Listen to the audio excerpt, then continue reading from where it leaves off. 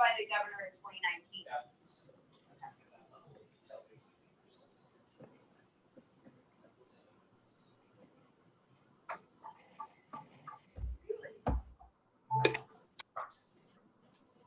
Hi, Ann and Liz. Who else is on now? 2019, that was her 18th birthday too. How are you guys?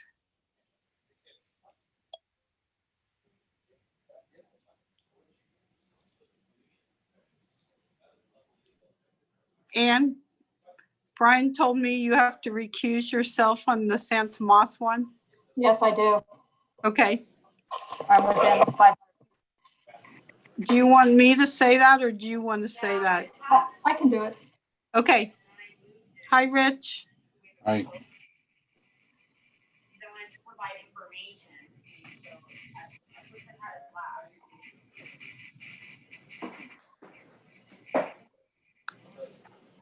Wait. No, I want to do a really good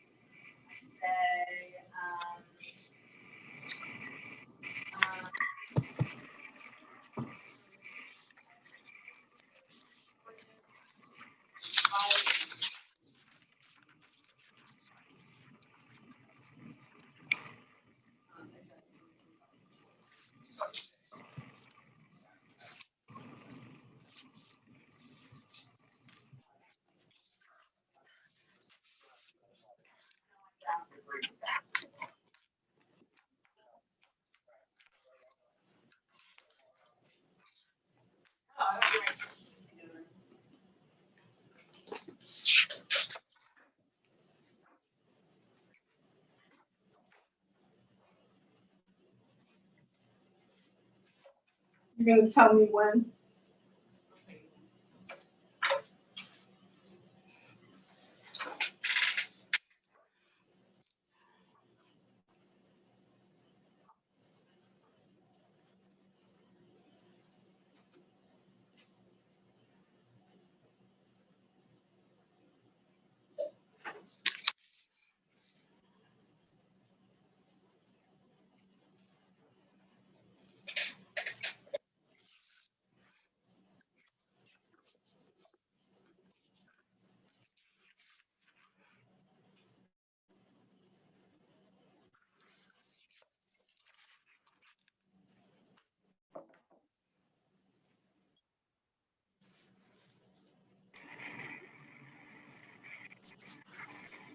Hi, Paul.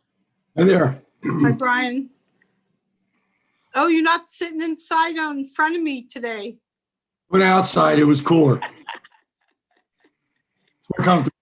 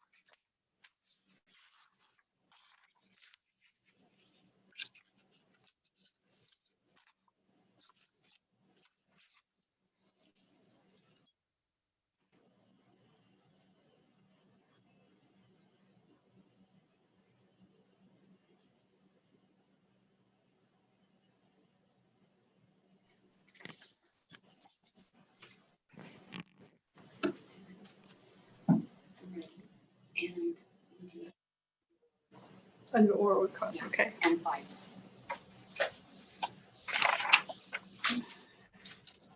All right. I call to order this regular meeting of the City of Campbell City Council on Monday, November 2nd, 2020. This regular city council meeting is conducted via telecommunication and is compliant with provisions of the Brown Act and Executive Order N-29-20 that was issued by the governor. The city council is being live streamed on Channel 28, the city's website, and YouTube. City clerk, roll call, please. Councilmember Waterman, Here. Councilmember Bybee, Present. Councilmember Resnikoff, Here. Vice Mayor Givens, Here. Mayor Landry. Present. I'd like to now lead us in the Pledge of Allegiance. I pledge allegiance to the flag of the United States of America and to the republic for which it stands, one nation, under God, indivisible, with liberty and justice for all. Next on the agenda is special presentations and proclamations, which there are none. And then communications and petitions, there are none. Next part is oral request. This is the portion of the meeting reserved for people wishing to address the city council on any matter that is not on the agenda. City clerk, we have a person who would like to speak. Yes, Kelly. Hi, Kelly.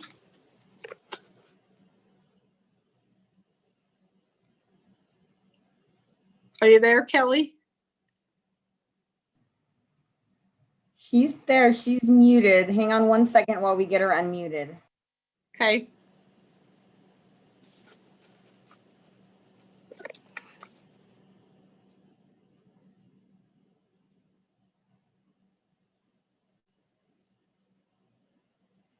Kelly, we won't count that towards your 2 minutes.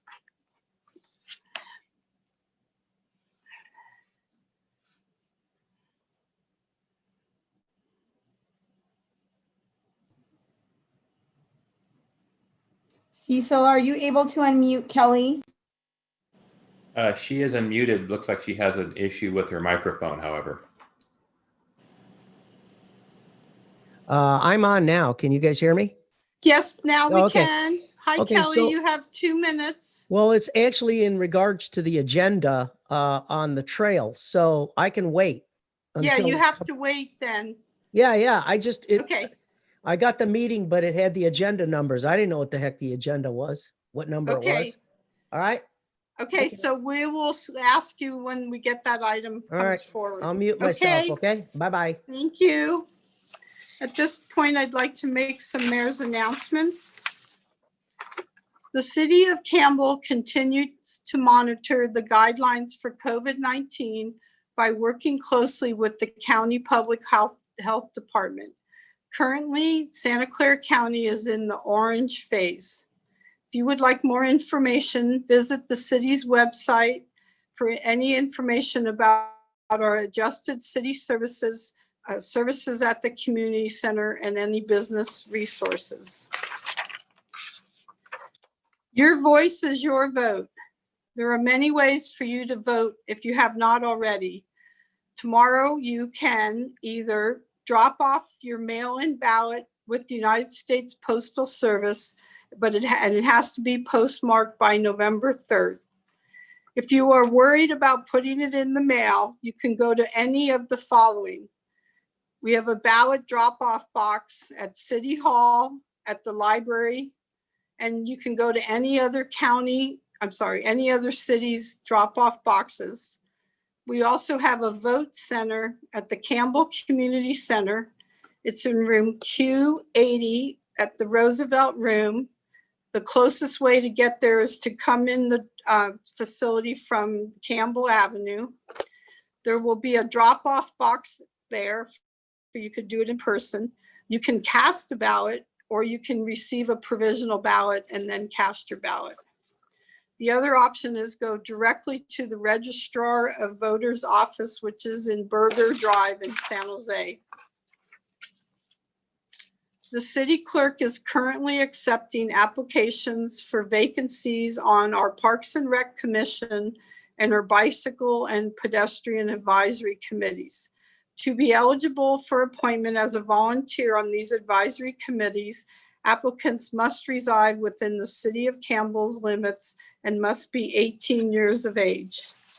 For more information about these vacancies, please visit our website at campbellca.gov or contact our city clerk's office for more information at 408-866-2117 or clerk's office at campbellca.com or .gov, I'm sorry, .gov. The city has partnered with the County of Santa Clara to offer COVID-19 testing. Community testing is available at the community center's Orchard Banquet Hall on the first and third Thursdays. That's this week on Thursday. For more information, please visit sccfreetest.org. Get yourself and your family vaccinated. A yearly flu vaccine is the first and most important step in protecting against the flu virus. The County of Santa Clara is offering free flu shots every Saturday from 9 a.m. to 4 p.m. through mid-December out at the county fairgrounds in San Jose. You are also able to get flu shots at your doctor's office, or some pharmacies offer them. For more information about the county's flu vaccine clinic, go to sccgov.org. The Campbell Museum is reaching out to our community and asking for their assistance to help document the COVID-19 pandemic.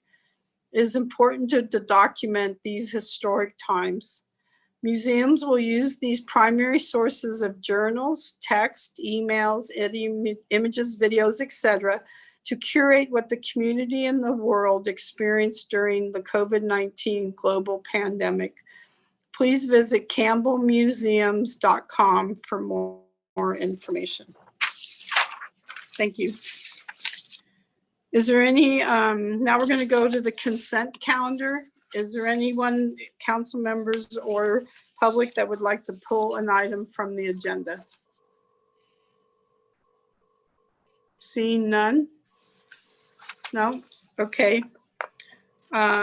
Deputy Clerk, have you received any comments on the consent calendar? We have not. All right, I'll entertain a motion. Do we need to do each item separate? I don't think so. We do it all as one.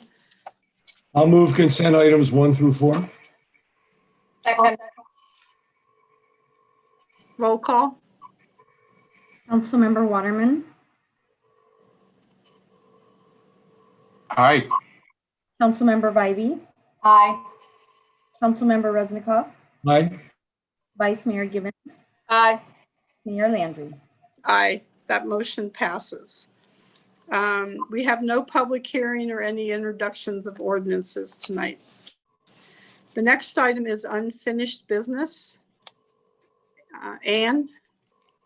Yes, Mayor, I just wanted to let you know that I will need to recuse myself on this item. My residence is within 500 feet of the project, so I'll be stepping away from the meeting. Okay. There we go. Okay, so this item is to adopt the initial study and mitigated negative declaration and approve the preliminary design for the Santa Mosaquino Creek Trail, project number 15-NN. And I would like to see if the council members have questions, if you'd like to ask them before we have a presentation. Anybody have questions? No? Okay. We have Fred Ho, who's our senior civil engineer. Hello, I hope everybody can see me and hear me. Hi, Fred. Hi. Okay, I'll go ahead and share my screen now.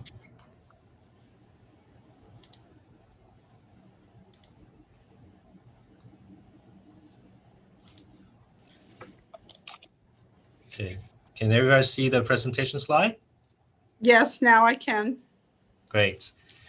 So I'll begin now. So Madam Mayor and City Council members, thank you for the opportunity to bring before you the San Tomas Aquino Creek Trail project. So also with me tonight are Public Works Director Todd Purcell, City Engineer Amy Olay, and from Jacobs Engineers, Dave von Ruden and Yasif Sarvian. So tonight we're asking the council to consider adopting the initial study and mitigated negative declaration and approving the preliminary design for San Tomas Aquino Creek Trail. So first, a little bit of background. The general plan provides guidance for working with Valley Water to create a trail on San Tomas Aquino Creek. The council identified the creek project as the council priority and provided funding in the fiscal year 15-16 capital improvement program. The project was funded by three sources: the city's park dedication funds, a contribution from the city of San Jose, and a reimbursable TDA grant. During the feasibility study, the project was divided into three reaches. Reach 1 is from Westmount Avenue to McCoy Avenue. Reach 2 along San Tomas Aquino Road from Harriet Avenue to the bend where San Tomas Aquino Road turns south. And Reach 3 from the bend to Virginia Avenue. At the end of feasibility study, the council approved the project to move forward, but only with Reach 1 and Reach 2, and directed staff to complete preliminary design and environmental clearance. Additionally, staff was directed to identify city boundaries along the trail alignment. To proceed with the work, the city entered into a contract with Jacobs Engineers Group. CEQA. So Jacobs Engineers prepared a mitigation, monitoring, and reporting program and an initial study. To address the items identified in those studies, a draft mitigated negative declaration was prepared. That document was published to the State Clearinghouse for public comments in the month of June of this year. Notice of intent was mailed out to residents within 500 feet of the project. It was also posted at the project website. Additionally, we notify all the project stakeholders. Preliminary study. In August of 2018, the council directed staff to begin preliminary design, completion of which would satisfy the TDA grant requirement. During the design, a number of items were identified, and these items would pose a potential challenges and carry cost implication for final design and construction phases of this project. These designs include utility relocation, property acquisition, impacts to school ground during construction, and jurisdiction boundary. So now we're going to take a closer look at the jurisdiction boundary. Here, you should see a map in front of you, aerial photo showing Reach 1 and Reach 2 for the project. So starting from the lower left-hand corner, I hope everyone can see my red dot pointer there, is Westmount Avenue. Next to, of course, is Westmount High School. So the trail along this green line would be hugging the south side of the creek behind the high school until it reaches the end of the high school on the east side. It will cross the new pedestrian bridge, and then the trail will continue on the north side of the bank and then exit on McCoy Avenue for Reach 1. We'll take a zoom in here if I can get the pointer to work.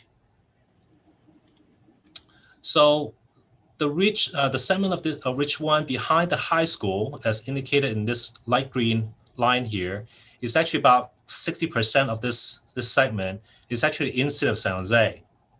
Once the user crossed the bridge, new bridge, the remainder 40% represented by this darker green is actually in City of Campbell. One thing to mention is that the existing pedestrian bridge that is now accessing through Salachi, and I apologize, the text kind of got covered up, is right here, and it's going to be to remain in this project.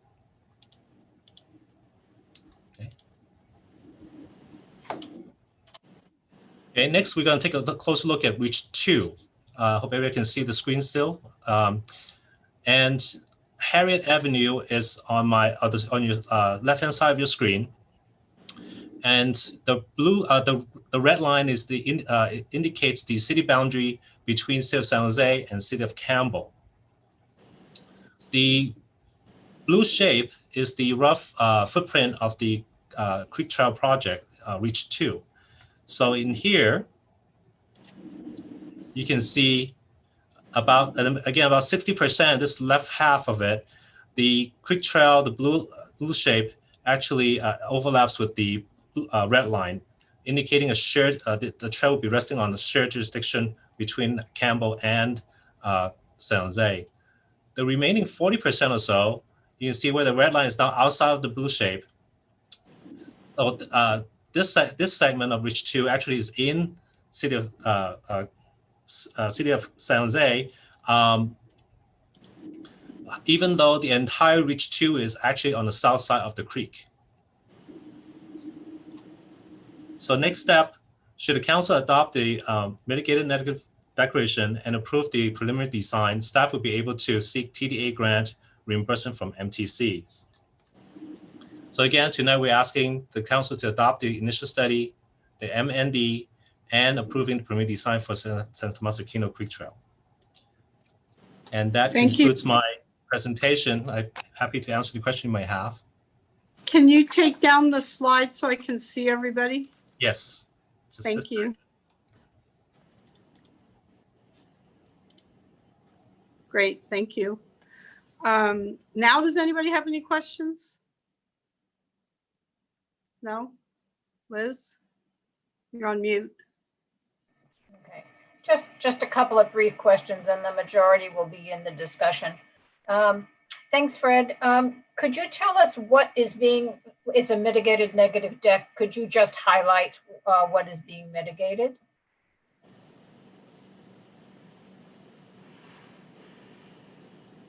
Yes, actually, if you don't mind, I'd like to bring on Jacobs Engineers. Sure. They're the consultant, have created a document. Yazi or Dave? You're welcome to start, Dave. Oh, good evening, council members. My name is David Von Ruden, and I'm the project manager for this city project. In general, the document is a mitigated negative deck because the impacts that have been identified, the environmental impacts, are able to be adequately mitigated. And primarily those are biological impacts to trees and vegetation along the project alignment. That's in general. Yazi, if there's any other detail, please, feel free to add. I think you covered it. Good evening, council. I would like to emphasize that these mitigation measures would reduce impacts to a less than significant level, which is why we have a mitigated negative declaration. Thank you. I appreciate that. I'll ask a couple of other questions related to that. So there's water lines being capped and relocated. Yes. There's quite a lot of information on the drawings about that. Or is that, how is that being handled? That is correct. We met with and talked to San Jose Water Company, who is owner of these the twin pipelines, and talk about the how do we resolve the potential conflict between the pipeline and the new bridge footing. And after talking with them, it was decided that the best way to do it is for them, if the project moves forward, is for water company to proceed with their design and their relocation project, even though the project would be responsible for the cost of it. So it would be two different construction contracts. It wouldn't be done at the same time necessarily. But you're not defining that as a mitigation. Okay. Was there anything in terms of mitigation or understanding, how high? So there's the existing bridge that goes through the walkway from Salachi. And that bridge we know has a lot of shortcomings for ADA access and width and everything else. But it also has a limitation, I think, on the 100-year flood. The new bridge is being put in, pedestrian bridge is being put in to accommodate the 100-year flood. How much higher is the new bridge from the existing bridge? Dave, correct me if I'm wrong, we're somewhere between about 9 feet high, depending where you're standing. Is that correct, Dave? I would say between 5 and 5 feet plus in terms of, yeah, the surface of the existing bridge being 5 feet or more lower than the surface of the new bridge. So a 5-foot minimum increase between the existing elevation of the pedestrian bridge and the surrounding walkways, and just say the midpoint of the bridge, 5 feet. It's 5 feet higher? The new bridge would be, I would say it's at least 5 feet higher without looking at the specific numbers. So, yeah. because there's a dimension, it says 5 to 9, but I'm not quite sure where you took the dimension. Well, So- again, everything's at, slightly different angles, and Exactly. each bank has a different elevation, so. Liz, can I clarify your question real quick? Sure. It's 5 feet above the existing bridge, but it's 9 feet above the existing grade of the bank. Okay, thank you. So there's nothing in the drawings, and I'm thinking about this both in terms of design and in terms of the environmental report. There's nothing that clearly identifies, I'm going to call it the cross section between the residential properties on either side of the new bridge, such that what I'm looking for is the impact of the higher bridge into the residential neighborhoods. Is that a question? That's a question, yes. I'm saying I didn't see anything in the environmental impact report that covered that, and I didn't see anything in the drawings that covered it. Is there an answer? Fred? Yasi, do you have the response? I apologize, Vice Mayor. I'm trying to understand your question. Is it, before I try to interpret. Let me try again. Thank you. Anytime. So the new bridge is coming in. It's long and it's high. And the right of way for the water district already has those berms. And when people walk along the edge of the berms, you can see into people's backyards. They've built fences and sheds and different things, but there still is some intrusion of privacy, mostly because it's right next to their property line.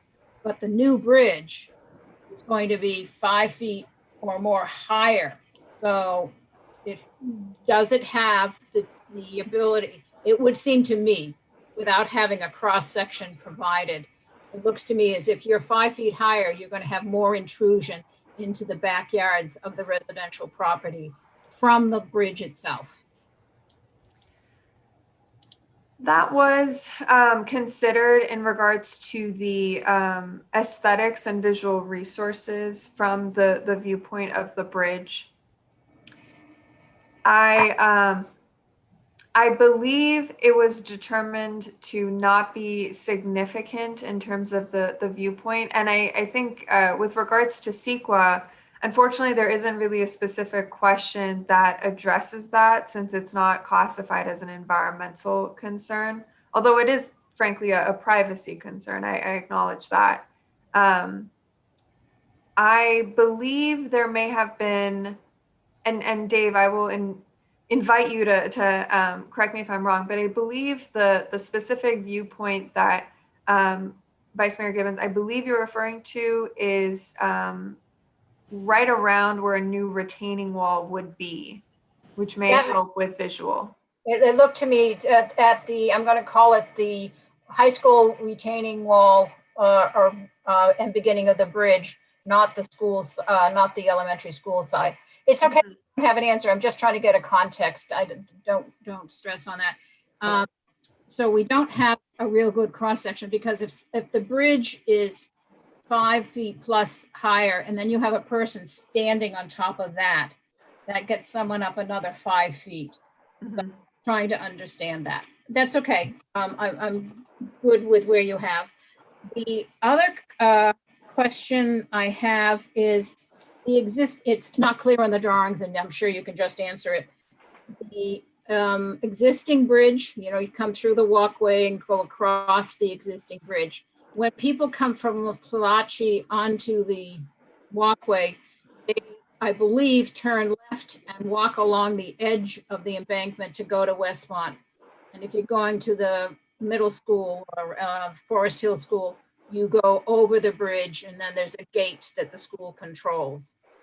Now, the abutment is going to stop people from walking, the high school people from going left. You're going to have to go across the bridge and then get on the path and go down the new bridge to get to the high school. And I just wanted to clarify, it doesn't look like the existing bridge connects to the pathway. It looks like the existing bridge has there's fencing and potentially grade differential where the new path comes through at a 90-degree angle to the existing pedestrian bridge. Can you just clarify what's happening there? I could easily have been reading the drawings wrong. Dave? Dave, begin. Sure, let me answer that. If you are traveling from Salachi Drive and crossing the pedestrian bridge going to the north to the elementary school, currently you cross the bridge over the creek, and there is a trail that extends to the right or to the east, parallel with the creek. There is a person gate that sometimes is open opposite the pedestrian bridge. The school district people tell us that typically they encourage people coming to school to, when they cross the bridge, to walk down that trail over to the elementary school's access road, which is 100 or so feet to the east of the existing pedestrian bridge, and come into the school property in that direction, from that direction. And then then you would repeat that coming the other way. With the new bridge, you can, a pedestrian can still do the same thing. And so you would cross the bridge heading north to Forest Hill School, go to the right down the existing pathway. And then as you get near the entrance drive or the emergency access drive that's on the school property, then you would turn north again, cross the trail, and enter the school property. Okay, so that's a perfect, pardon the interruption. So if that's the case, the people you just described going to the Forest Hill Elementary School never get on the new path?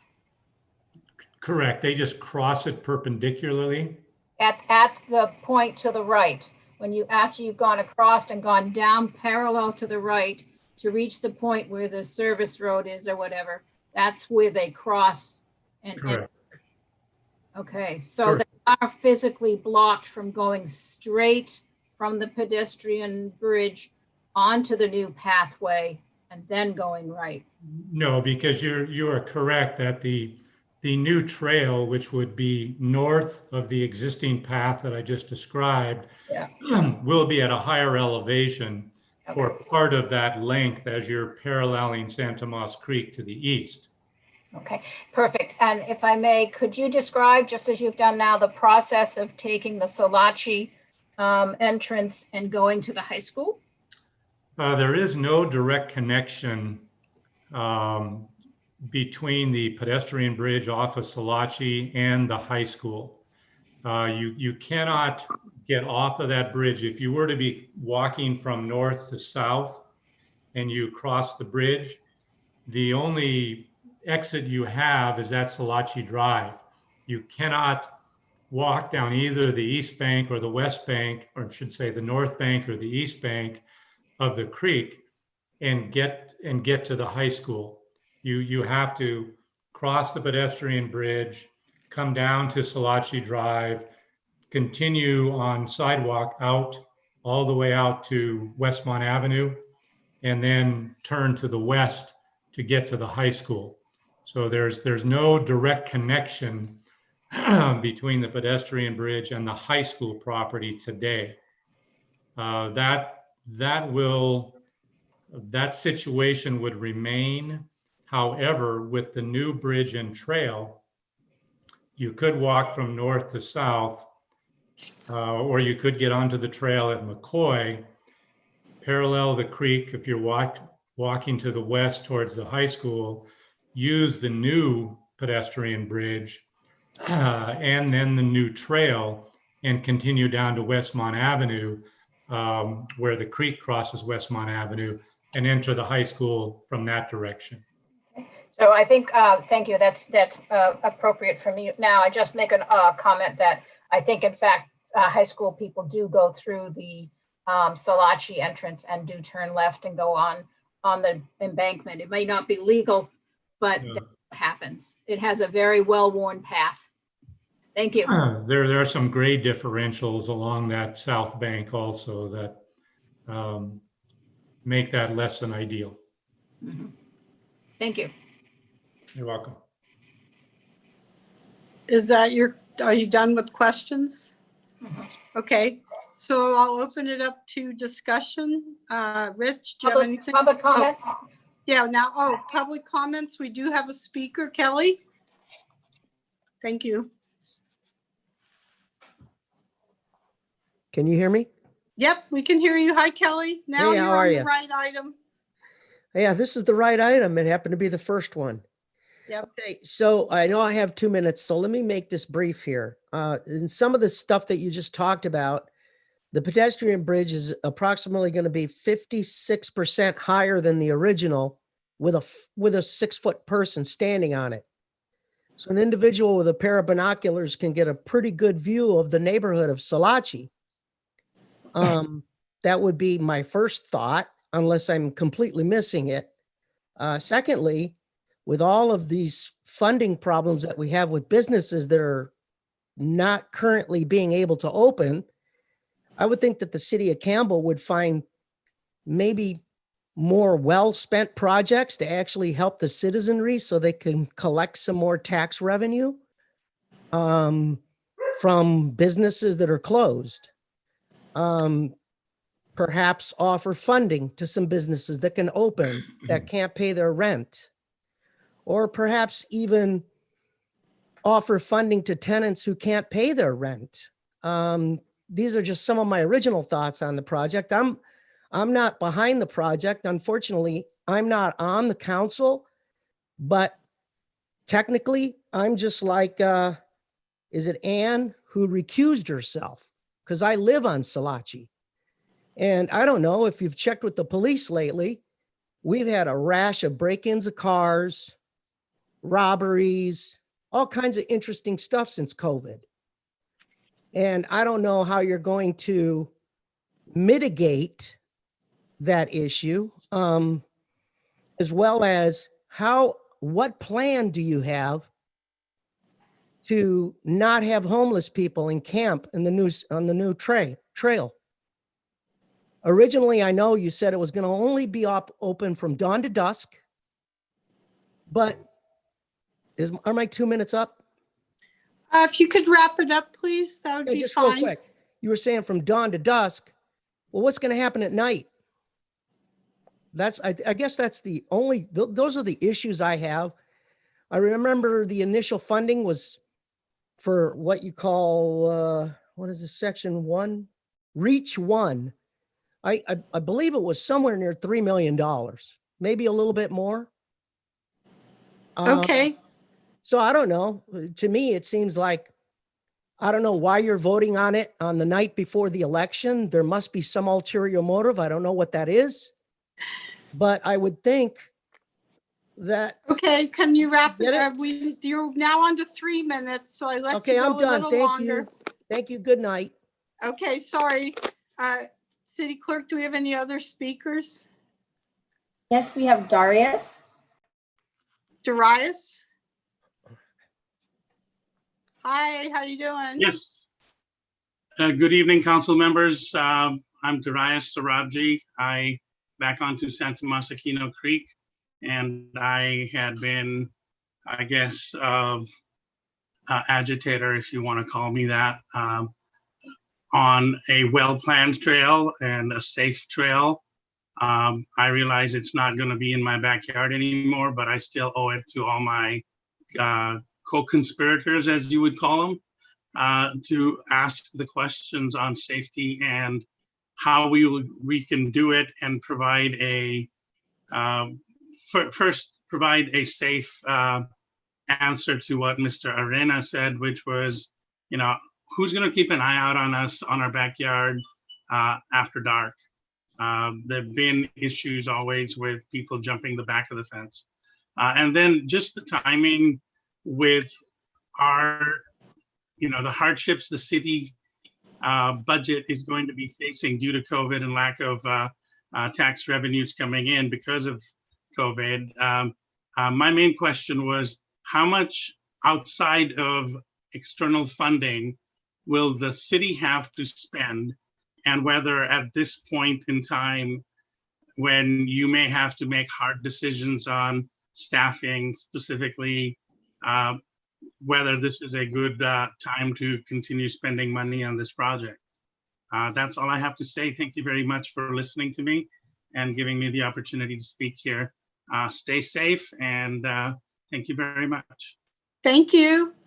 Do we have any more speakers? We do not have anybody else that is registered to speak. Okay, I'll close the public hearing and bring it back for discussion. I'd like to answer 2 questions just to start.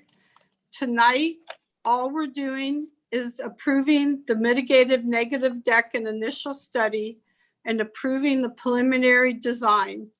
This is not currently on any work schedule or work plan over the next year. And so we need to meet the requirements of the grant that we receive of having this approved. And then the discussion on the agenda right now says just to approve them. It does not recommend moving forward. So Rich, do you have any comments? Well, just quickly, I'll still be in favor of moving forward. Again, I'm not always the one pushing for more money to go, the businesses have to pay to go into park funds and all that, because I think we say it, but here, the people that are pushing for it, here is our golden opportunity to put something in. It's a trail, it's something people will use. It's a neighborhood trail, but so is you can argue at the community center, they have a circular trail that people walk around, and it's kind of, people enjoy it. So this is something we're saying, and this is not to do with COVID. It won't be around. The COVID will be done, even if you argue it's 2 years. It'll hopefully be long gone after that. And we've got to figure out what we want. If we don't want this, then let's stop saying we want, on the general plan more, open space and parks, because I can't imagine that ever happening, because you're always going to get that same issue coming up. We've already heard from the police that crime they expect will go way down if we open this up and let people come through. I know it's a future subject, but it's a good project. It's going to beautify things and allow the neighbors to have a local place they can walk, and there's no reason to be negative about it.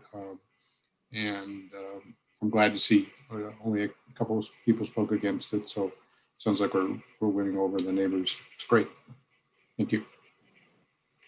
So did you say you would want to recommend moving forward past this approval right now? Is that what you said? Sure. Because it's not on our work list.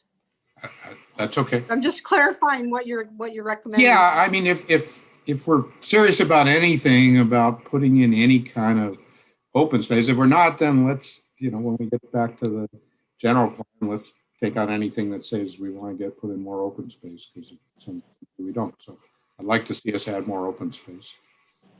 Okay, Paul.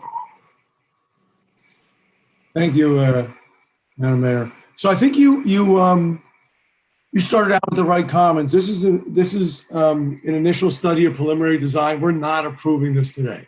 You just asked Councilmember Waterman, would he like to approve it? My intention going down, I think it's a good thing for the city. It meets our council priority for open space. have that happen, I think, at a priority session you joined me on. But we only have a preliminary design, so I don't think anybody should be too upset. We can address a lot of the issues that come up of privacy and crime. And I remember very well at our earlier meetings, we had Campbell PD, Campbell Public Works, San Jose Parks, and San Jose PD indicating by opening up where the police can actually go on the trail and can actually see what's going on, they can make it safer. Because people are in there now. If you go over parts of it now, you find graffiti, you find other debris, they're there. So that's not something new, but the police can't get in there now. They would be able to get in there if we did. I think if we look in the presentation, there's something that says, our goal is to prepare to a level of readiness for future final design and construction grant opportunities. So that's all we're doing today. I think this makes sense to move forward, get the reimbursement for the work done already, which is 400-some thousand. As far as future opportunities, I think these comments, I appreciate the comments about businesses and people suffering as tenancies and landlords. But these are red herrings in a way for this project, because this project is going to be grant driven. It's going to, if we decide to move forward in a later year because it's on the CIP, we'll go for grants, and San Jose can go for grants, and jointly we can do this with that kind of money. It's not going to take money away from any businesses. It's not going to take money away from any tenants or any landlords. What it's going to do is add to open space here. We want to add open space. I get frustrated, in the past. We want to add playgrounds, but we don't like this design. We want to add open space, but we don't like this open space. We have to move forward with the opportunities we have, I think. And it's open space for the neighborhood. The feedback I got when I was in the neighborhood was actually quite positive from the people right on the trail. And, it's this safe route off the street to a couple of schools too. So I think it's all positive.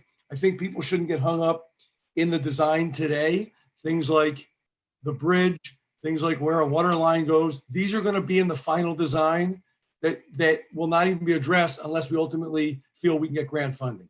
So today I'm supportive of moving this forward to get the grant reimbursement and to put the preliminary design approval in. Thank you. Liz?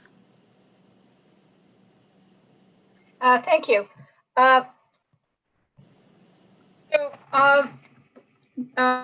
This is I'm trying to work my thought process through on this. I agree, and I understand and agree that this is a preliminary design and an environmental mitigated negative deck. And the primary purpose of it is to allow us to reach a milestone where we can apply for the $400,000 odd grant reimbursement for the work we've done. And I'm fine with that. What I have difficulty with is the way to proceed. There's some significant aspects of the design that if we approve it as is, I would have to vote no. So I think if the project as is currently scoped is around $5.5 million, we clearly don't have that funding. It also is predominantly in San Jose. That wasn't clear when the project first started. It was thought to be more in Campbell. It is now predominantly in San Jose. So going forward, would it be a San Jose project rather than a Campbell project is something to be considered. So as we consider handing it off, I think the fact that why are we doing this path? Okay, I was the idea of having it be a path for the school kids, the high school kids, and the Marshall Field. No, is it Marshall Field? Whatever the elementary school is there. It's not Marshall Field. Forest Hill. Forest Hill. Thank you.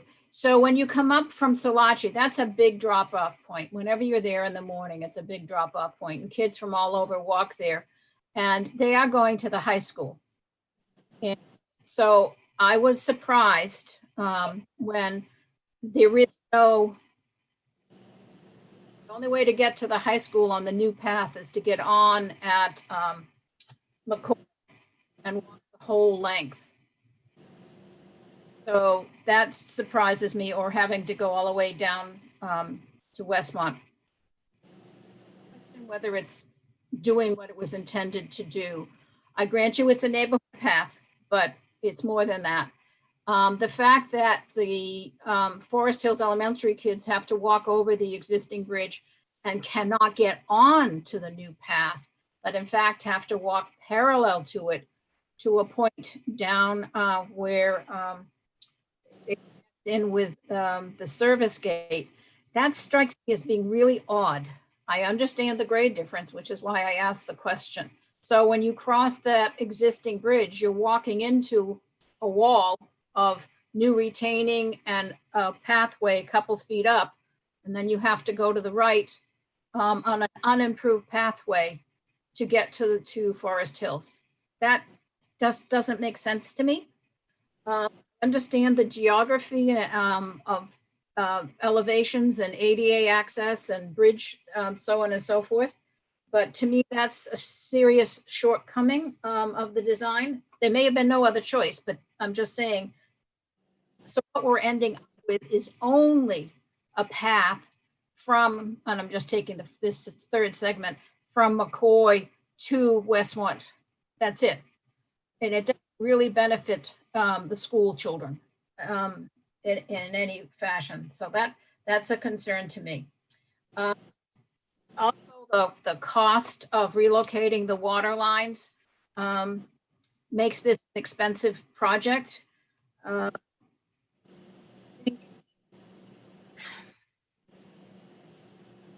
If we need to, and then, okay, and I'll go that's segment 3. If we go to segment 2, it's, and we talked about this in April of 2019, that you take people across our wonderful new signal at Harriet, and then they cross again at San Tomas Aquino to go on this stretch along the edge of the creek trail or against the edge of the water district, and they end up at a dead end at Virginia. And there are 2 points at which the path takes people, allows people to go through the fencing there and cross to the other side of the street where the sidewalk continues. One of the crossings is at the curve, and we discussed this at the time. You can't, it's a high-speed, dangerous curve. So allowing people to cross at that point, to me, is problematic. And even crossing closer to Harriet on the straighter part, still to me is odd because it's not signalized. It just seems to be begging a problem for pedestrian crossing. So I think this whole study did what it was supposed to do. It showed us what the design would take. It showed us what the design does and doesn't do. It showed us what it's going to cost, which for the first, these 2 segments is $5.5 million, where the whole project was thought to be about $5 million, I think, early on. So I'm struggling. I'm supportive of approving or accepting the material presented with a series of comments that the project does not address these items. I'm not in favor of going forward with the project at any point because I think this design has identified fatal flaws. I'm not talking about security and safety and all of that. Those are other really valid issues. I'm just talking about what we learned about the physical design and what it doesn't accomplish. So I'm supportive of getting the work approved because it did what it was supposed to do to get the grant, but it has a lot of shortfalls that I don't think support a project going forward. Okay, can I ask a question to Todd or Amy? If we approve just the initial study, can we still get the refund on the grant, or do we have to also approve the preliminary design? My understanding is that they need to go together because the initial study and mitigated neg dep is based on the preliminary design. So you could not approve one without the other. I agree. Okay, and is there a deadline on the turning this in for the grant? There is a deadline into 2021 that we have already extended to as far as we can extend. So if the if you're asking because maybe there's a potential of doing some additional work before we do that, that would be a difficult question to answer tonight. How much work would we need to do to modify this, to then bring it back to council once again to accommodate that deadline? I think that is something that we probably couldn't give you a straight answer on tonight. What's the 2021 month of deadline? Is I it would have- January?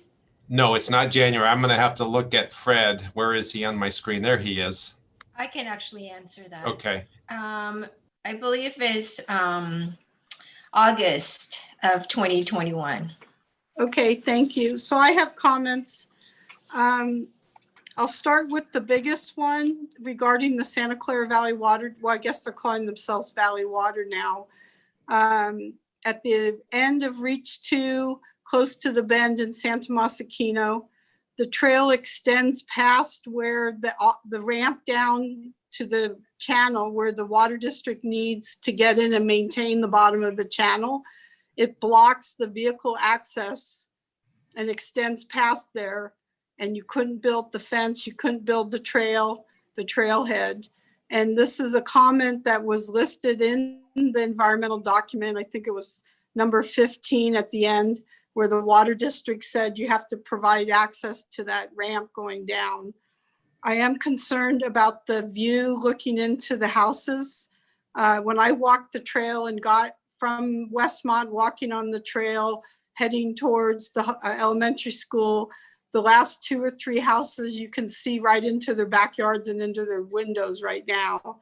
And with the bridge being up to 9 feet where a person would stand, and then the person being taller, you do have a view into the neighborhood just beyond the 3 houses that are there. I am concerned that it's $700,000 to replace one water line. That's a concern considering the budget's only $5 million. That's a pretty good chunk of money. I also, let's see, what was the other one? The way the bridge, when you get off of the existing pedestrian bridge, you basically are going to hit the wall of the ramp up to get this bridge up in the air. I do understand part of why the bridge is so high is there is a requirement from the water district of how much the bridge has to clear the creek. So I know I have a general understanding of why it's so high, but it makes the ramps to get up there very long. And as Vice Mayor Liz said, you're going to have to get off the existing bridge, turn right and walk quite a ways to get back up to cross the new bridge to get to Westmont High School. So I see that there are problems. Now, with all that said, we need open space. I am not against the trail at all. I'm a big fan of new trails along creeks, but I do not think the preliminary design is far enough to say I approve the preliminary design. So I would want to see this, since we have time till August, I would want to see these changes and have these questions answered before I feel comfortable approving a preliminary design. And I would just like to reiterate that we are not approving going to work on this farther other than potential change to the design. I see Liz wants to ask more, hang on. So I'm very concerned that some major items have not been addressed yet. And I do want a trail, but I want the trail to be sensitive to the community and also solve the technical issues with the water district. Liz, do you want to have a comment? Yeah, I would offer a solution that I think might make it more palatable to everyone. I think if we could give staff 2 weeks or 4 weeks, whatever works for them, to simply write, these are the issues that have been raised during this recent discussion that this plan does not address. And before it goes any further, at such point in time when it goes, if it chooses to go forward, these are the things that need to be investigated. Because as I said, the drawings did what it was supposed to do in some ways. It identified what you have to do to make this trail work. And I think it brought up a lot of things. So I think if we identify those, some you mentioned, some I mentioned, some others, and that is part of the documentation that goes on the cover sheet of this, so it doesn't get lost, that these are the unresolved issues that became apparent as this project moved forward. And I think that would not take staff a lot of time to just do, and council could be able to accept it and get the funding. Okay, I would concur with that, and I think that would address the issues that I raised. So I guess, is this question for Bill or Todd? Paul's got his hand up. Oh, Paul. So I understand that, and maybe that's a good thing to do. So what I'm wondering is, we've identified some issues today. Is there a reason that we can't identify this is a general list of what these issues are and put them into a motion and move forward? And that way staff doesn't have to spend a lot more time on this. It doesn't have to come back again on another report. But why don't we identify the topic of concern tonight and put them in the motion? Well, my concern is they have to solve the problems first. No. But I don't think I'm hearing that from the vice mayor. I think that we have to go back to the fact that this is a preliminary design. And even when we get hung up on things like cost, they're not relevant unless we move forward at some point and can fund them and can get grants. So I don't think the vice mayor is saying, let's solve these things. I think what she's saying is, I have, forgive the number, 6 things that concern me about this project. And I don't want to lose focus of the fact that when we move from preliminary design to actually trying to finalize something, we have to address these issues as part of the final design, or it doesn't fly as a viable design. And there's no intent to ask staff to say, how are you going to fix the bridge or the cost or that? But hey, staff, when this comes back from a future council that says we think we can get a grant to do on the CIP, we have these issues to address. Don't bring us this project until you can answer these questions. Is Vice Mayor, is that fair? That's fair. I would offer my big problem, which is simply when it's in the motion, it gets lost. It somehow has to be part of the documentation. So that is exactly my intent. Can we move to, I don't know, can we move to put that list as an addendum to the actual plan, design? You cut out a little. Do what? I'm wondering if we can, I understand your question or your concern. Can we, if we identify this list, make that an addendum to the plan that we're approving tonight? Not so that it's just in the motion, but the motion says this document is now part of the plan in section, whatever we want to call it. And that would satisfy you, because I understand the motion will be a year from now, who remembers the motion? But if it's, you're always brilliant. If it's exhibit 12 of the project for somebody, it's in there. So I guess, Brian, I see you turned your speaker off. How do we integrate them? Because being in the motion does get lost. Having them on the drawing would be preferable, but does that comply with the grant to call this a preliminary design and have all those changes on there? I think it's feasible with the motion that you could reference it, and we'll include it with the plans for the project, whatever the appropriate fashion is. And you can do that by motion. I think what we're doing is identifying future things and issues to study. I don't think that would invalidate our grant unless Todd wants to contradict me there. Where would the information be put? On the drawings? In a report? We could make reference to them on the plans themselves, and maybe the detailed list would be a separate document, but make sure we would reference them on the plan so it couldn't get missed. Okay, well then that way tonight we can move forward with the approval of the mitigative neg deck and be able to go get the grant. Liz, you want to try at the motion? I'll summarize my comments. So my concerns are the end of the trail at Santa Tomas Aquino, I guess that's the east side, that this does not accommodate the water district right away down to the channel. that the elevation of the bridge does not address the concerns of looking out into the neighborhood. There's some, I think a little more study of how you come off the existing pedestrian bridge. I'm making notes.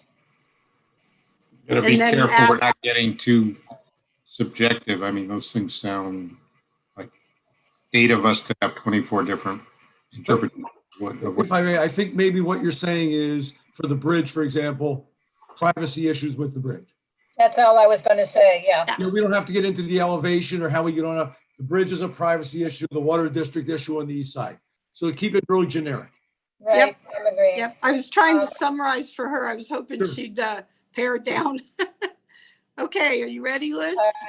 Not really, but we'll try it. So I would agree, address the water district access along the length of the trail.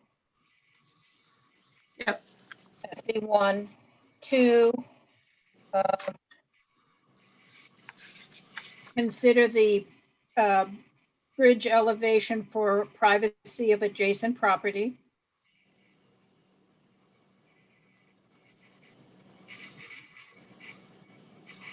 I think that covers the main Well, one.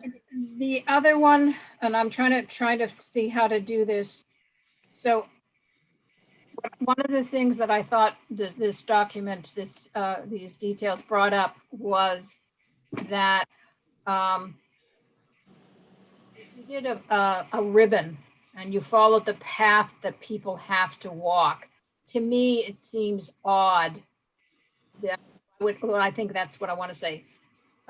Reconsider the access from the existing bridge to the new pathway. Yeah, So that, 2 parallel pathways and you don't get the advantage of the new pathway.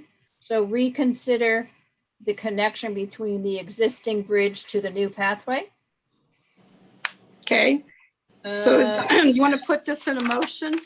I'm counting on Bill to tell me that this is all I need to do to put in a motion. And 3, and the 4th one is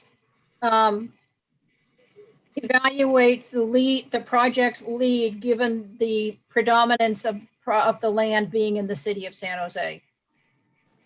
Okay, so I think you need to read the recommended action. And then you could say at the end of that, including these 4 modification changes. Because Todd, I was watching Todd take notes.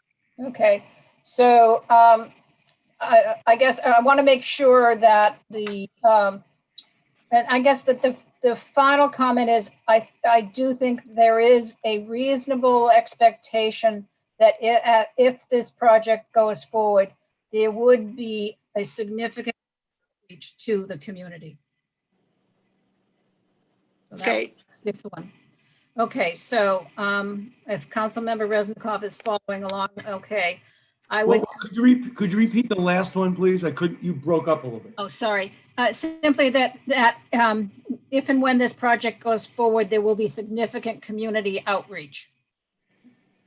But you also mentioned the part of being in San Jose and the cost sharing. That was the last, and then the one prior to that was recognition that the majority of the project is in the city of San Jose to determine who would take the project lead. So that's 5 items. It's 5, yeah. Okay, so you're gonna. So I would recommend that the city council provide direction. I recommend that the city council provide the following direction. Hang on, Liz. You got to go to adopt the resolution authorizing. My machine skipped one. I gotta go back. Sorry, I was reading the wrong thing. We're all trying to multiple talent here and it won't go back there. Here it goes. Yeah, sorry. I make the motion that the city council adopt a resolution adopting the initial study and mitigated negative declaration and approving the preliminary design of the Santa Masakino Creek Trail Project number 15 NN, subject to or including the following 5 items to be resolved at such point the project moves forward. Okay, Bill, does that meet your requirement, Bill? Yeah, as long as everyone is comfortable that they took down the 5 items. So when we record this in the meeting minutes, because it's action item only, we can have those 5 items described? Yes. Yes. Okay, do we have a second on the motion? I'll second. All right, roll call, please. Councilmember Waterman, Aye. Councilmember Resnikoff, Aye. Vice Mayor Gibbons, You went to mute, Liz. Aye. Mayor Landry. Aye. So let me just reiterate that right now we're approving the preliminary design and the neg deck so that we can get our reimbursement from our grants. This currently is not on our CIP list for next year or for the rest of this fiscal year. That does not mean that this is not a priority to us. Open space is one of our priorities this year, and this trail would certainly meet that priority. So just for the community to understand, there is still work that will be done before this project can get to where we are ready to build. Okay, next is new business. This is to adopt a resolution authorizing the issuance of a request for proposal for a facilities conditions assessment, authorizing the city manager to negotiate and execute a consultant service agreement and amending the fiscal year 2021 general fund operating budget to support the associated services. And does any council member have big questions they want to ask beforehand so they can address them? No. Okay, so we have a presentation by Todd. Good evening. It's really a presentation by Will. He's just letting me start it off with the easy stuff.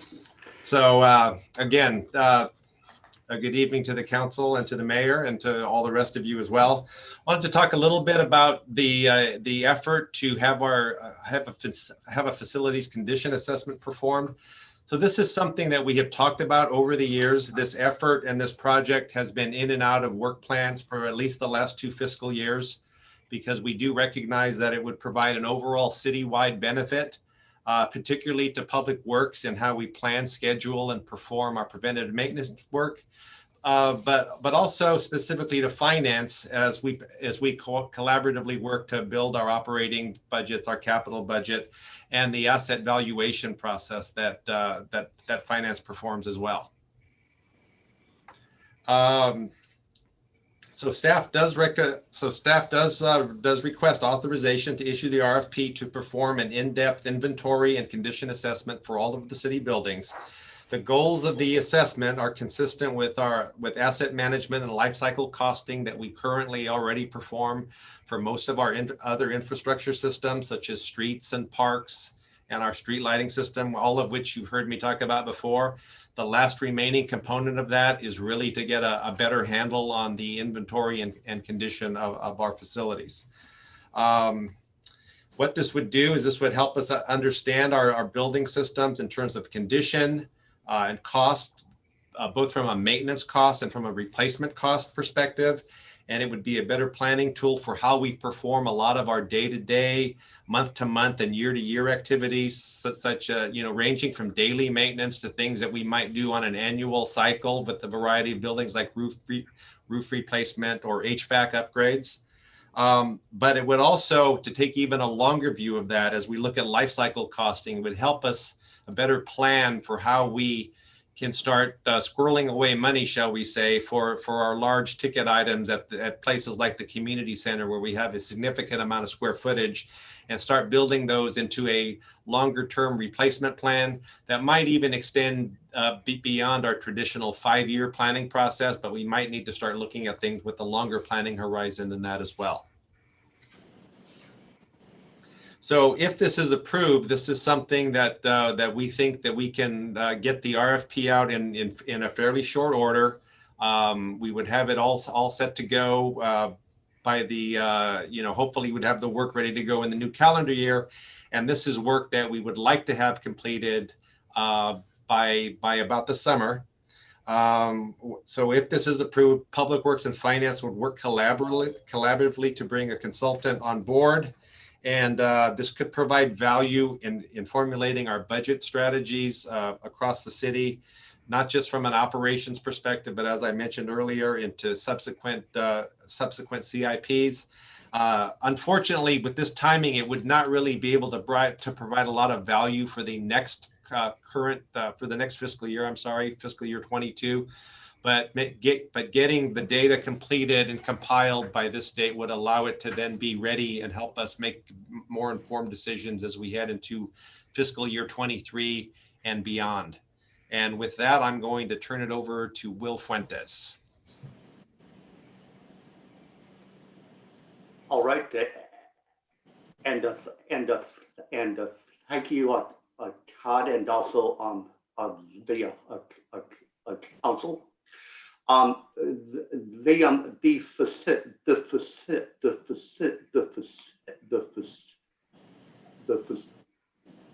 Facilities contentions of work, and the report that would come out of that would come out from the end of the project. It is a tool that could help us to a plan. Although the one thing that it cannot do is it cannot tell us how we could pay for the costs that are identified. A cost to fix to fix to say fix a route, to change out a carpet, or to address any different types of issues discovered. It's still up to the council to decide how to pay for different products, and also the timing of different CIP projects. And then also in relation to the award, in relation to the work plan, the work plan item, we do reappraise our reappraise our buildings from a time to time. We just did a we just went through a appraisal process in 2018, and the total amount that was appraised is about 89.6 million in total. There were a couple of locations that we chose to not appraise again. they were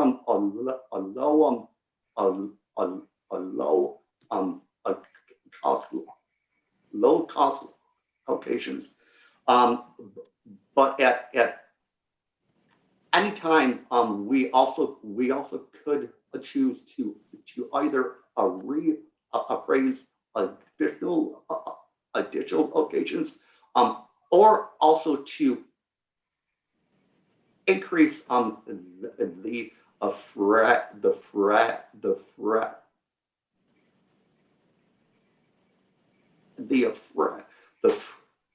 frequency of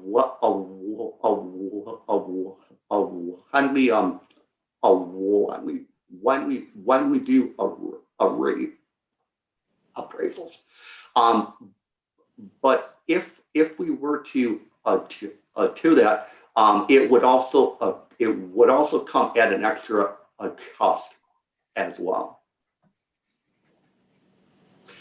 So if the council were to approve the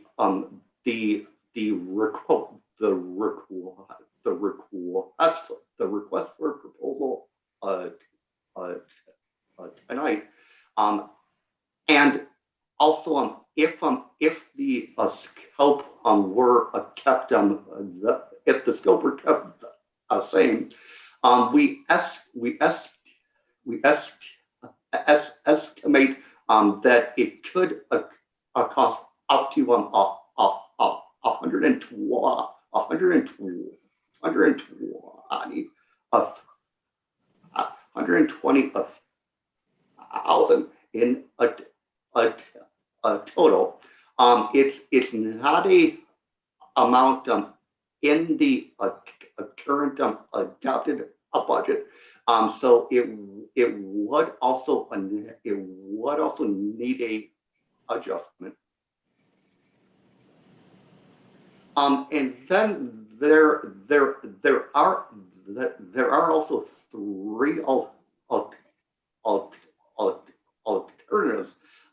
that the council could also choose to do.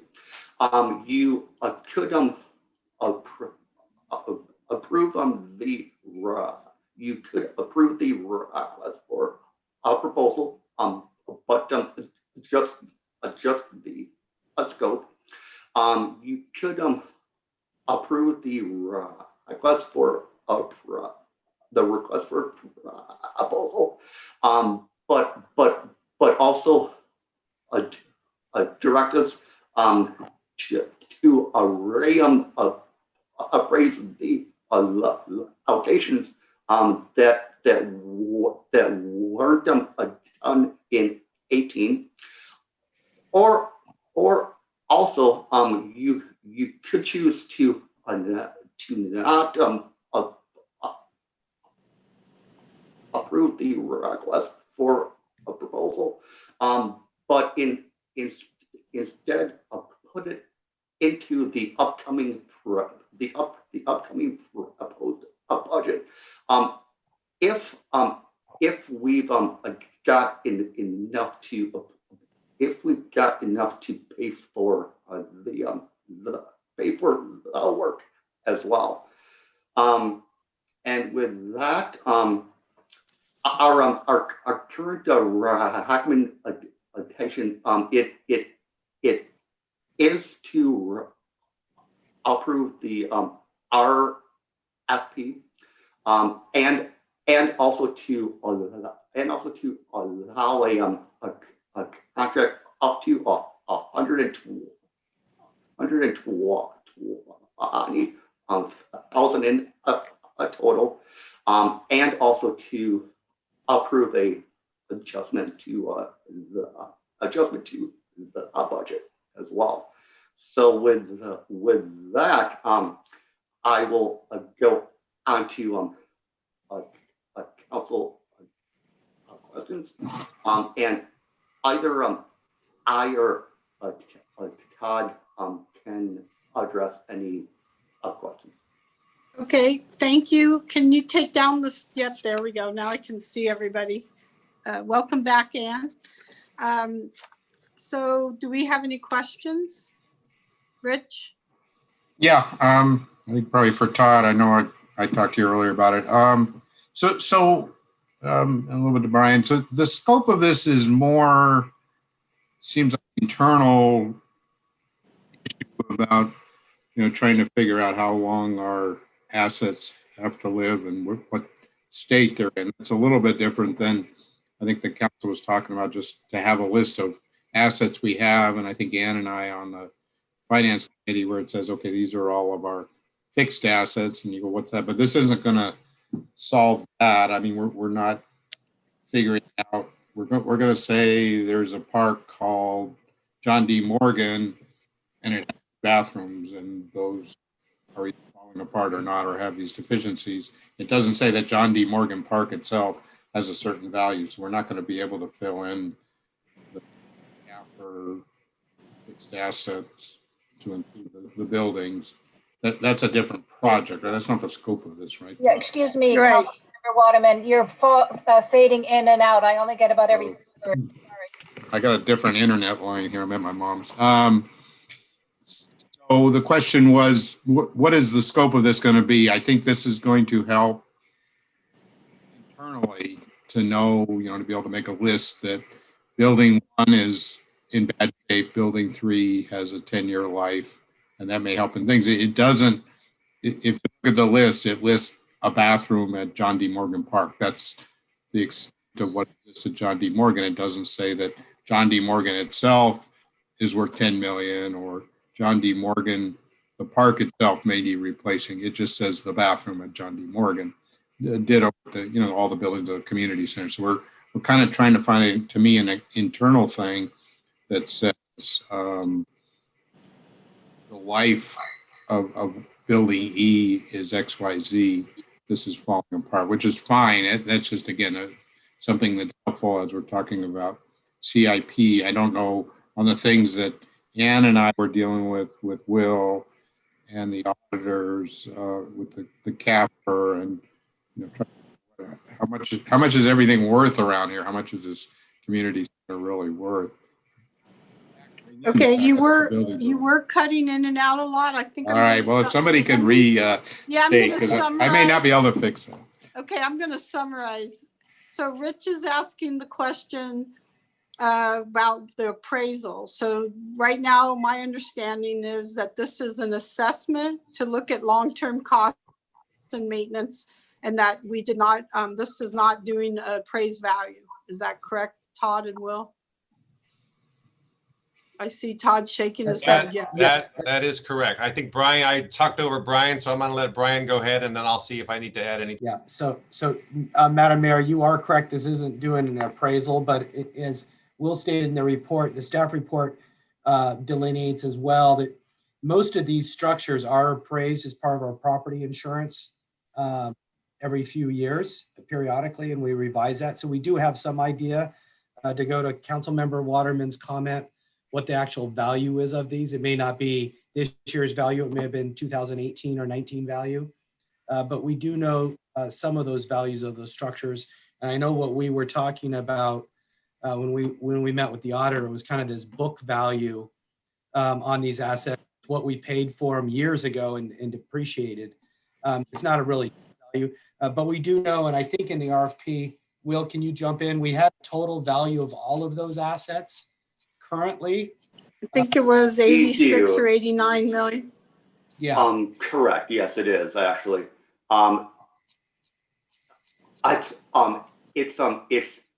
It's shown under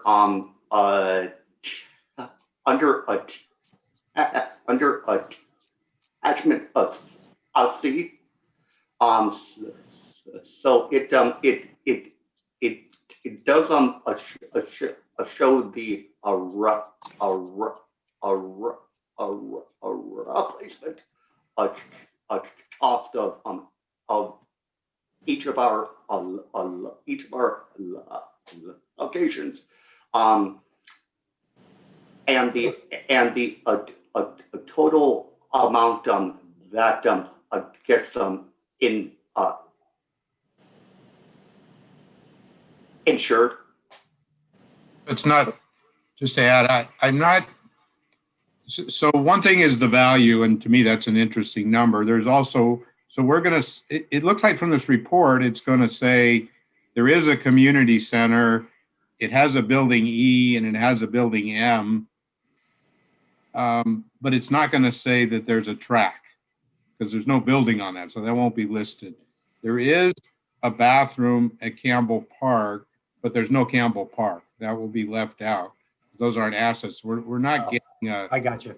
I mean, land is an asset. It's not a depreciable asset, but it would Yes. be nice at some point, I guess, to have, that's what I was looking at when we said it. Can we just get a list of what we actually own right now, not just buildings? So internally, it's nice to know building E is in bad shape, building M is in good shape. I mean, that's good to know what we're going to work on next. But it's not giving us, here is a list of all things Campbell owns.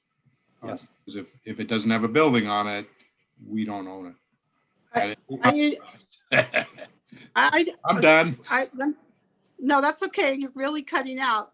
So what you had said was, right now, this RFP is only asking to assess buildings. It's not asking to assess the maintenance and long-term costs of things like the track. That's your question, right? You're on mute. That's correct. It's not, I wanted to, it'd be nice to have a list of what Campbell owns. That's all I will say. I would, yes, That's right. Okay, Paul, do you have any questions? Anne? Liz? We're in questions.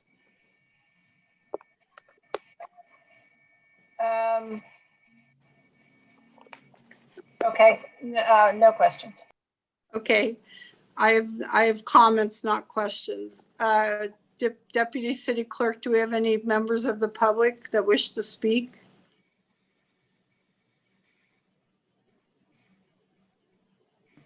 We do not. Okay, I'll bring it back to council for discussion. Do you have any other discussion items, Rich? Okay, how about Paul? No, Anne?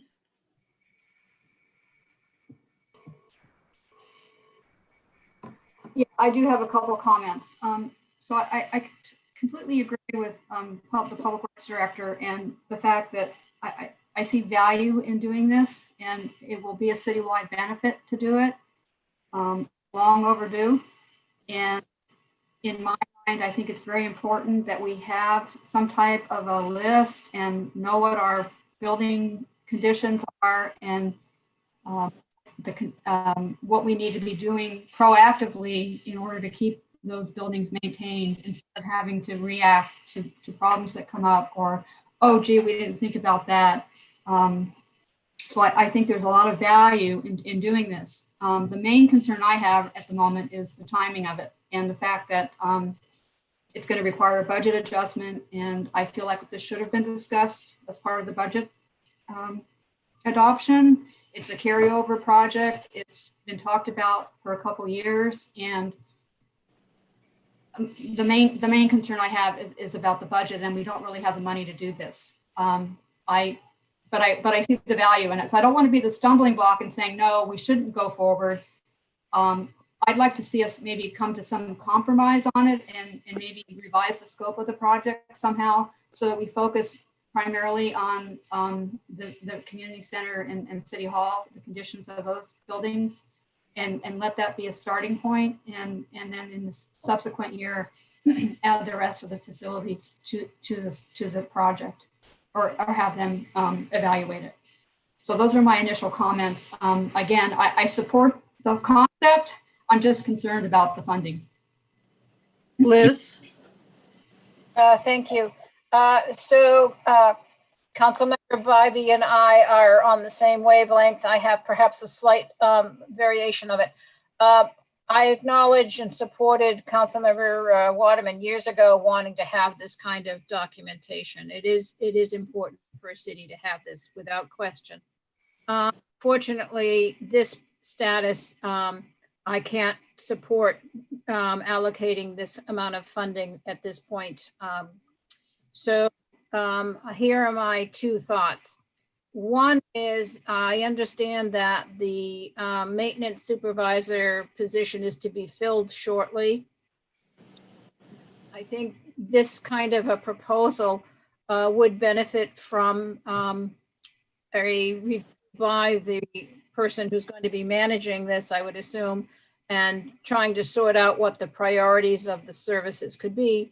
It may be possible that staff could, under the direction of the new person, could pull together some of the information and make it less needy to go out to a consultant. So that's one timing caveat I have. The second one is staff is coming back in February with the mid-year budget adjustment. As you all know, I'm very worried about that. And if come the February mid-year adjustment and staff feels that there is room, things are doing okay, and there is room at that point to go out with this RFP under the review of the new superintendent of maintenance superintendent, I would be supportive at that point. I am not supportive of doing it now, primarily because of the financial reasons and secondarily because of the potential for having a new maintenance supervisor. Thank you. I was here when Rich and I both talked about the long-term implications of maintenance and repairs to buildings. I think we need to have a good grasp on the life cycle cost. When do we need a roof? Is the roof going to be needed in 10 years, 20 years? And then we need to be setting aside money for those long-term costs. So I like the suggestion of limiting this RFP, and I have a suggestion. In the RFP, can we list the city hall and the community center as, say, want to call it the base bid price? And that as an alternate to that base bid would be the other facilities within the city. So this would allow us in January, when this does come through and the RFPs are accepted prior to the mid-year budget, to be able to assess, is it the whole 120 or is it 60,000 that we need? I do have a comment in general about the RFP because we have a historic building at the community center. Under the review of the cost for repairs, I want to make sure that that is considered, that it would have to be per the historic, that I think it's called the historic preservation guidelines for maintenance and repair. So I just wanted to make sure that somehow that text gets in under when we evaluate the costs. Liz? I just comment that the same is true of the Ainsley House now. Right, but if we limit the base bid to 2 projects to get within budget. So in general, anything that's a historic building should be evaluated for maintenance and upgrade based on the historic guidelines that are through the state, I think was what I was trying to say. So Anne and Liz, you were the ones in question here. Anne, would you support having the RFP break the price out into those 2 categories? I'm not.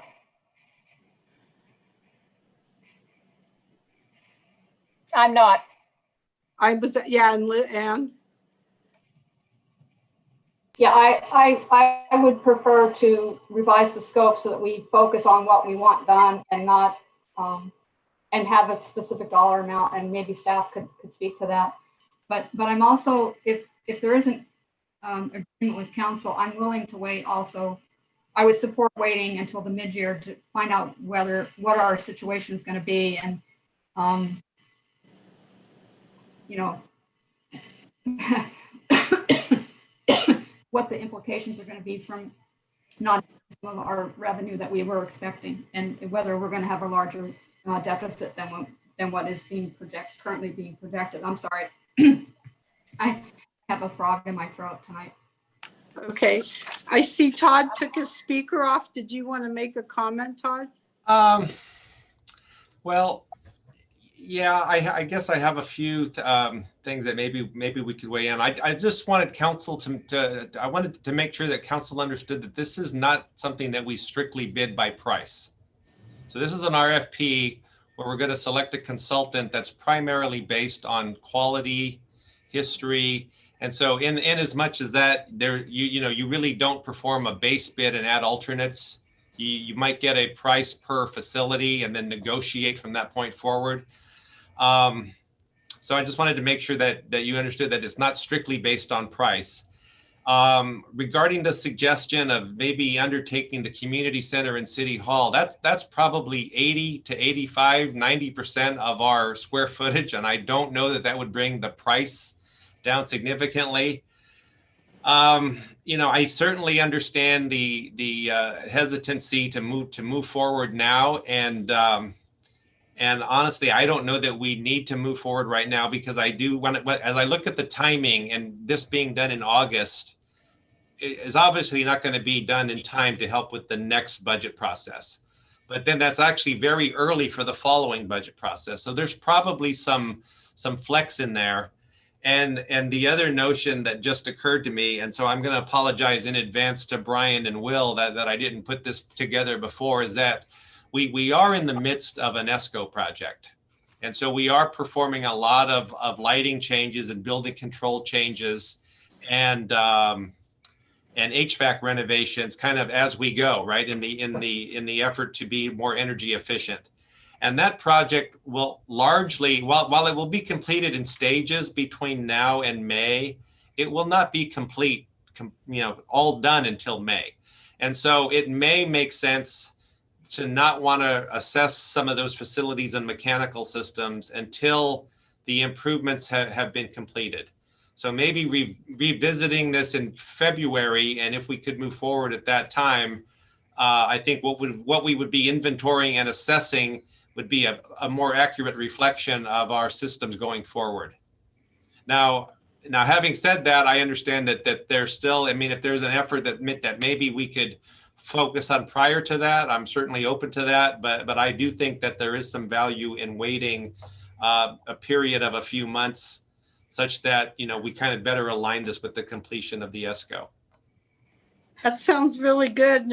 And I would support waiting, especially I want to see where we're at mid-year on our numbers. It may be worse than we projected. It may be better, but right now it isn't looking that great. So on this then, do we change the recommended action, or do we just not adopt anything? Because if we don't adopt, it doesn't move forward. Bill, Brian?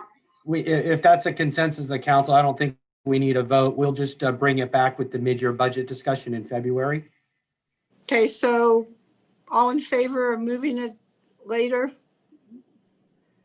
We got Paul. What about you, Paul? Okay, so we all think that we should wait. Thank you for your presentation. And next time it comes forward, just add in about the historic preservation part. Thank you. All right. All right. Thank you very much. So we're on to number 7, which is Assembly Bill 571, which is regarding local campaign contribution limits. And we have our Deputy City Clerk, Andrea, making a presentation. Does anybody have any big questions? No? Okay. Go ahead, Andrea. Okay, if you allow me to share my screen.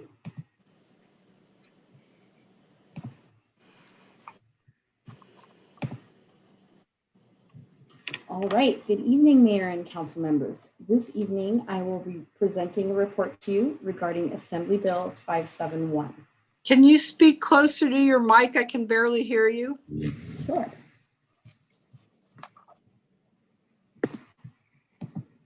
Okay, here we go.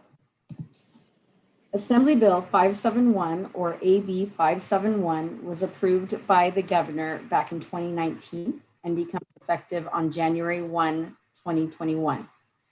Prior to AB 571, while state law established contribution limits for candidates running for state office, there were no contribution limits in place for candidates running for local office in 78% of cities and 72% of counties in California. This Assembly bill requires cities to adopt their own campaign contribution limits by January 1 or default to the state limit. The current state limit is $4,700. This limit applies to contributions from an individual business entity or a committee. The statewide default contribution limit will be adjusted for inflation in January of every odd numbered year and is based on the change in the Consumer Price Index.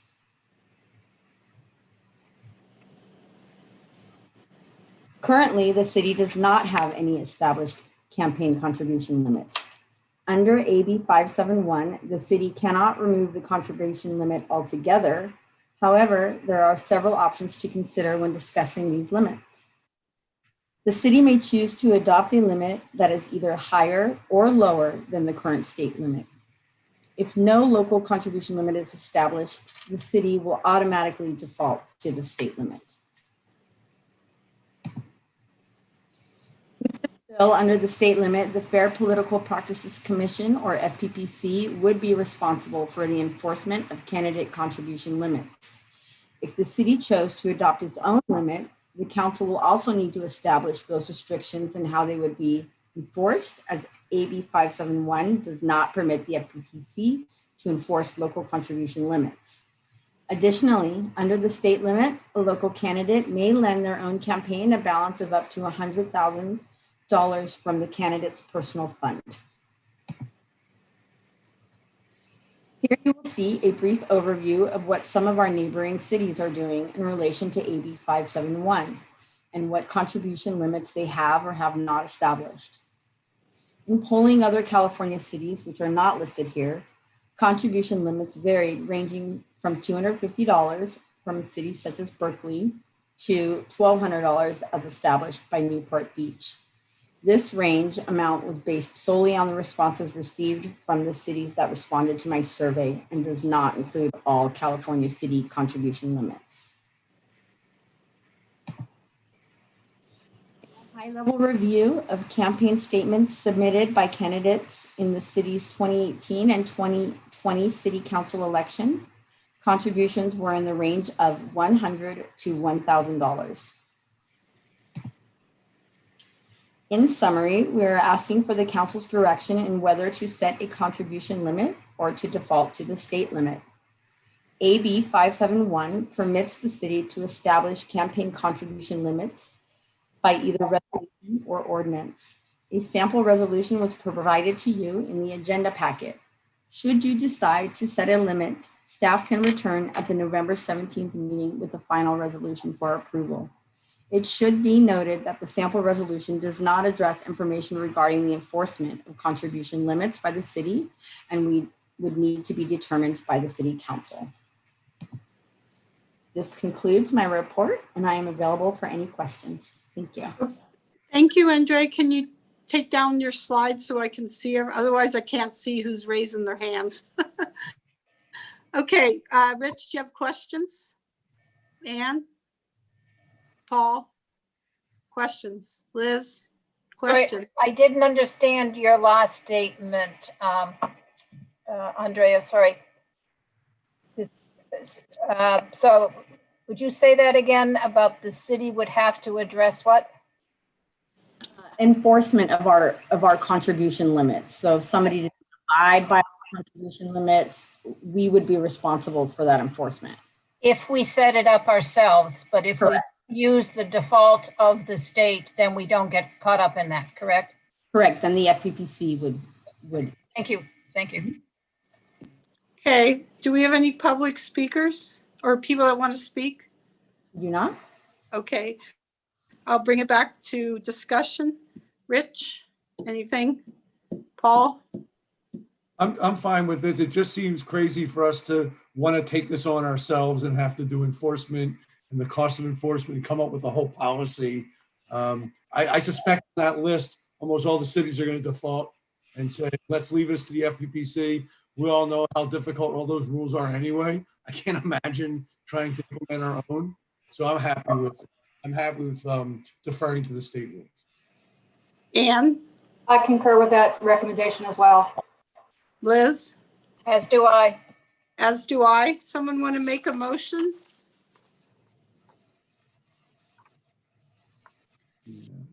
Paul?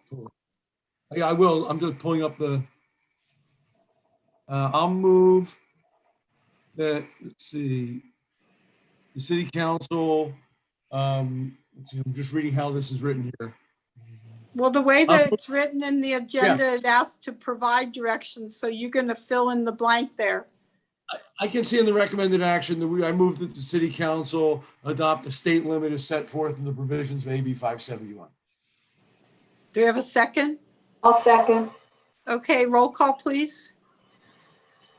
Councilmember Waterman, Aye. Councilmember Bybee, Aye. Councilmember Resnikoff, Vice Mayor Gibbons, Aye. Mayor Landry. Aye. Thank you, everybody. Hey, we're on another good roll tonight. We've been able to get 5-0 votes here with some mitigation measures. All right, so at this point, council committee reports. Rich? Ann? Yeah, I think I mentioned at the last meeting that I had served on the county's unhoused task force with several other cities in the county, and also some members of the public that also served on it. And we had our final meeting a couple weeks ago, and the committee came up with some recommendations that they're going to forward to the Board of Supervisors. And primarily it's to address emergency housing for the unhoused. So the committee is asking that each of the representatives take it back to their city council to talk about the city's 2025 community plan to end homelessness, and then also to consider interim solutions to help with the unhoused. And those solutions are some of the ideas are the Safe Park programs and increasing encampment, structured encampment programs. So it's going to go to the Board of Supervisors, and then once that happens, it's going to come to the city councils for their weight on it. And I've asked the city manager to agendize it for sometime in beginning of 2021. We have to respond by March 30th. And that's Great. all. That's the only thing I attended. Paul? Hey, real briefly, just no meetings in the last couple of weeks, but solid waste and clean water JPAs come up this week. And just a note of a good outside ceremony from Campbell Police. So congratulations to those officers that were promoted, a new officer on board. It was a nice ceremony. It was actually good to have an actual real event somewhere, a real ceremony that we could go somewhere and see. Liz? Yes, it was a very wonderful event. Thank you for mentioning that, Councilmember Resnikoff. Bay Area government has several meetings coming up. Staff is preparing memos for council review on the RENA numbers and ideally corrections to Plan Bay Area 2050. And then what am I looking here? Yes, and there was an announcement coming out. I think all council members would have received. The city selection committee is meeting on in November 12th, I believe it is. If anyone's interested in any of the open positions, this would be the time to put your name in for any of those positions. Thank you. So I want to add on to the wonderful police ceremony that we had. Several officers were promoted. We have one new officer, but we also have our new canine. I want to pronounce his name Coco. Liz, am I pronouncing it right? Ko? Koa. Koa. Hi, Gary. So we got to have Koa get sworn in to make sure he's a faithful to our officers. And we are going to get another dog, hopefully our comfort dog here shortly. The main thing that I attended was the mayors and managers, where the 5 mayors of the local cities meet once a month. And the RENA numbers and the Plan 2050 was discussed.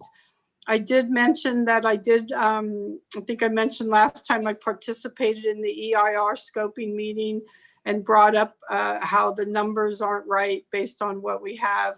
They're counting open space and schools. So I did bring that up with the mayors and managers. The next one is Highway 85 meeting is coming up.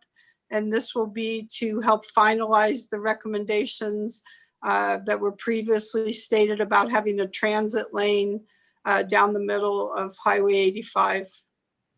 So unless anybody else has anything, I will adjourn the meeting. Liz?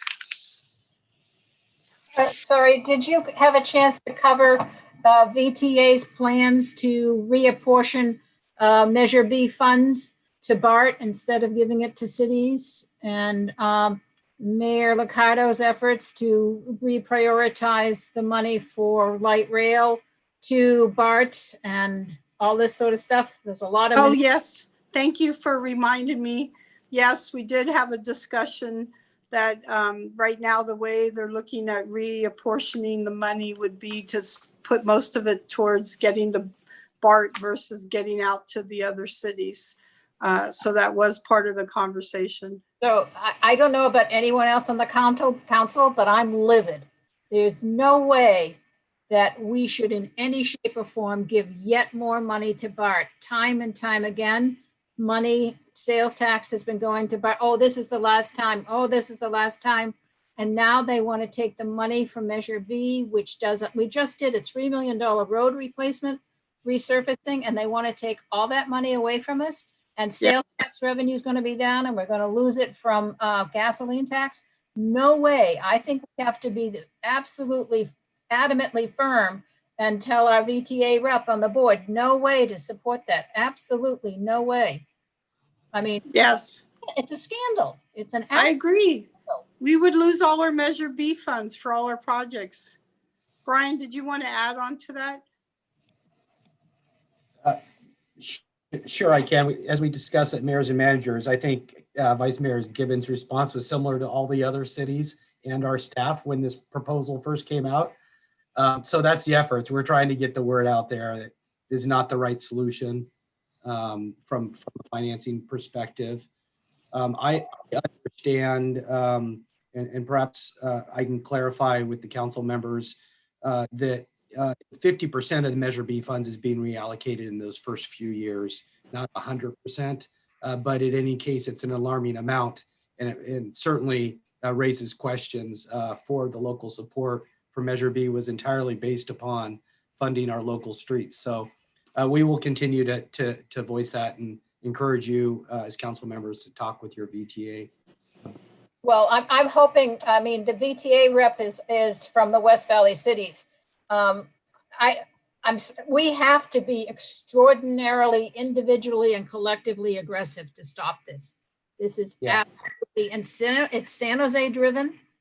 And we have to stop this. We need to get the public out and have it public attention as to this is, I mean, it's just thievery of our tax dollars. I'm sorry. It is just absolutely blatantly wrong. Well, and I raised the issue of what, I agree.